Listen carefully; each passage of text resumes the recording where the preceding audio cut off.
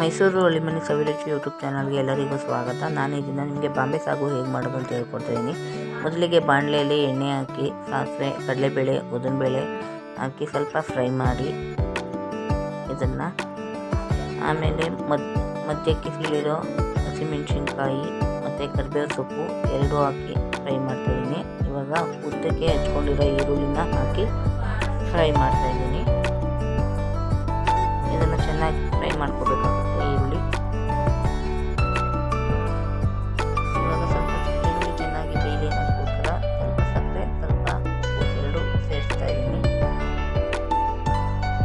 ಇವಾಗ ಚೆನ್ನಾಗಿ ಬೆಂದಿದೆ ಈರುಳ್ಳಿ. ಟೊಮೆಟೊನ ಸೇರಿಸ್ತಾ ಇದ್ದೀನಿ, ಸಣ್ಣಗೆ ಹೆಚ್ಕೊಂಡಿರೋದನ್ನು.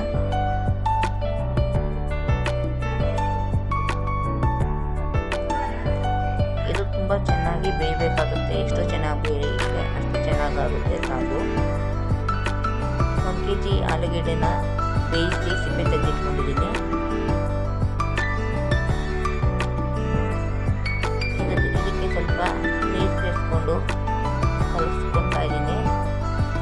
ಚೆನ್ನಾಗಿ ಕಲಿಸ್ತಾ ಇದ್ದೀನಿ ಆಲೂಗೆಡ್ಡೆನ ಕೈಯಲ್ಲೇನೆ.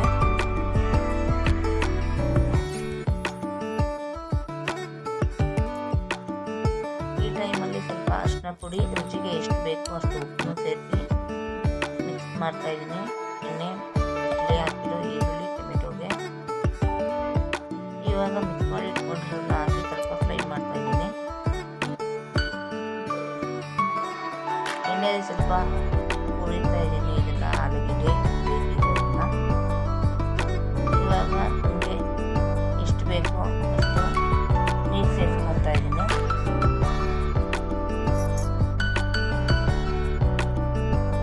ಪಾತ್ರೆಯಲ್ಲಿ ಒಂದು 4 ಸ್ಪೂನ್ ಕಡಲೆ ಹಿಟ್ಟಿಗೆ ನೀರು ಹಾಕಿ ಗಂಟಿಲ್ಲದ ರೀತಿ ಕಲಸಿ ಚೆನ್ನಾಗಿ ಮಿಕ್ಸ್ ಮಾಡಿ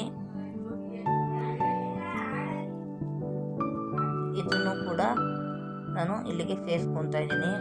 ಗಟ್ಟಿ ಬದಲಿ ಅನ್ನೋದಕ್ಕೋಸ್ಕರ ನಾನು ಕಡಲೆ ಹಿಟ್ಟನ್ನ ಸೇರಿಸ್ತಾ ಇದ್ದೀನಿ ಇದಕ್ಕೆ. ಇದು ಒಂದು 20ರಿಂದ 30 ಸೀಟ್ಗೆ ಆಗುತ್ತೆ. ನಮ್ಮ ಮನೇಲಿ ಫಂಕ್ಷನ್ ಇತ್ತು, ಅದಕ್ಕೋಸ್ಕರ ಇದು ಮಾಡಿದ್ವಿ. ಅದನ್ನು ತೋರಿಸ್ತಾ ಇದ್ದೀನಿ ನಿಮಗೆ. ಚೆನ್ನಾಗಿ ಕುದಿಸ್ಕೋಬೇಕು ಇದನ್ನು. ಇವಾಗ ತುಂಬ ಚೆನ್ನಾಗಿರುತ್ತೆ ರವೆ ಇಡ್ಲಿಗೆ. ಒಮ್ಮೆ ಟೇಸ್ಟ್ ಮಾಡಿ ನೋಡಿ, ತುಂಬ ಚೆನ್ನಾಗಾಗುತ್ತೆ.